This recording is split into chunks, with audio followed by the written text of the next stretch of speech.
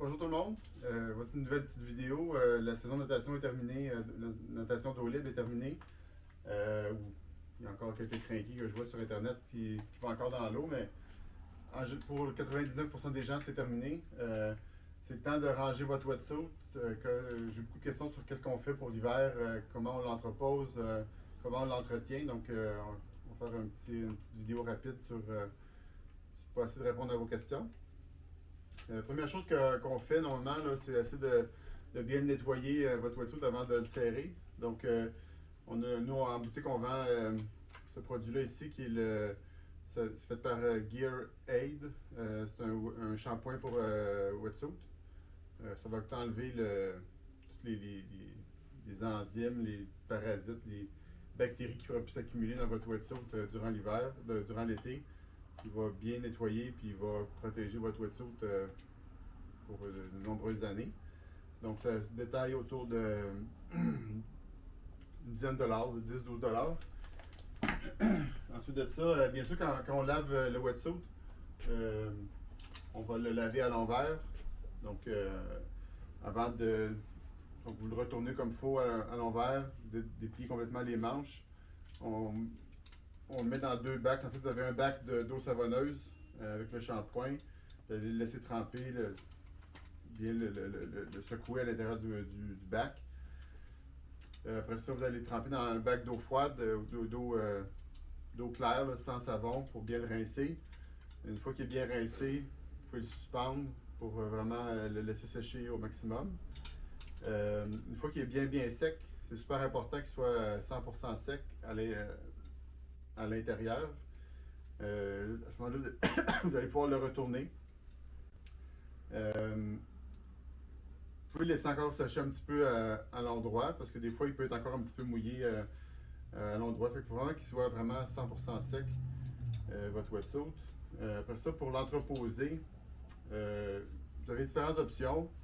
Si vous avez un support qui est très large, là, des supports à veston par exemple, là, qui va être capable de repartir le poids sur une plus grande surface, vous pouvez le laisser suspendu. Je dirais que c'est pas la façon optimale, là, surtout si vous avez différentes options. Je pense que le mieux pour un wetsuit, c'est qu'il soit replié comme il était dans la boîte à l'origine. Donc, je vais vous montrer tout de suite comment on plie ça.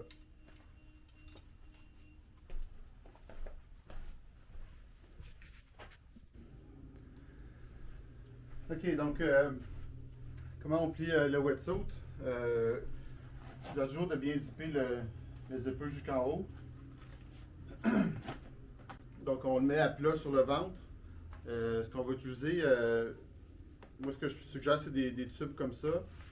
Ça, il y en a certains qui viennent avec le wetsuit, ça dépend où il y a des produits, mais ce que vous pouvez utiliser, c'est des wetsuits, c'est des isolants tuyaux de plomberie. Fait que c'est un tube gris à peu près gros comme ça. Vous pourrez le couper en deux puisque ça fait une version d'environ d'1 mètre. Fait que vous pouvez le couper en deux. On en met un à peu près en arrière des genoux. Ça dépend de la grandeur du wetsuit. Là. Ici, c'est un Aura 2 de hub extra small, donc il est assez petit. Mais ceux qui avaient un extra large, ceux qui ont peut-être le plié en 3 au lieu d'en seulement en 2. Donc, on met un premier tube ici en arrière des genoux, à peu près. On va en mettre un autre, soit juste soit sur le bout aussi ou juste à côté ici. On va replier le wetsuit. Fait qu'à ce moment-là, le wetsuit il n'est pas plié, fait qu'il va être toujours enroulé autour du tuyau. Puis on va tourner les bras comme ça. Fait que à ce moment-là, il est bien plié. Ce qui est important, c'est complètement de déplier les manches. Fait que des fois, en le mettant, là, la manche va se ramasser comme ça. Puis, on veut vraiment déplier au complet la manche. Même chose pour le bas des jambes. Après ça, on va le mettre dans son sac filet. Peu importe ce qui vient avec votre wetsuit. Les hubs, ça vient toujours avec un petit sac en filet. Donc, vous allez mettre ça dans votre sac filet, idéalement à plat, dans son sac sur une tablette. Parce que si vous mettez dans le sac en filet puis vous suspendez le sac, le wetsuit va se ramasser dans le fond du sac. Donc, pas toujours dans une bonne condition. Si vous avez gardé la boîte, vous pouvez le mettre dans le sac filet puis le mettre dans sa boîte.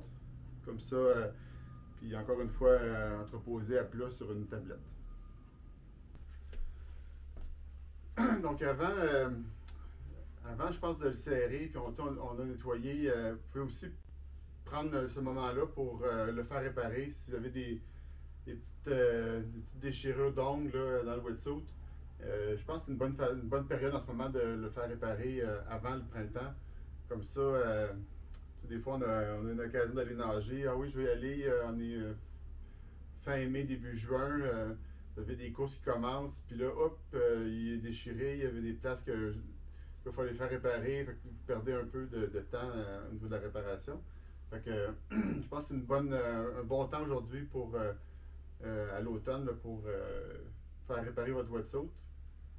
Je vous rappelle, les clients Hub de chez Natation Plus, les réparations se font gratuitement. Donc, vous nous ramenez votre wetsuit, on répare tous les petits trous d'ongles que vous aurez fait ou vous êtes accroché à quelque chose, fait que ça fait des petits trous d'ongles. On va réparer ça sans frais, c'est gratuit, ça fait partie de notre service après-vente. Donc, ça me fait toujours plaisir de vous revoir. Puis, si vous avez des questions, encore une fois, sur l'entretien du wetsuit, n'hésitez pas à venir nous voir en magasin ou bien, encore une fois, de répondre, de mettre votre commentaire dans le bas du vidéo. Alors, merci, à bientôt.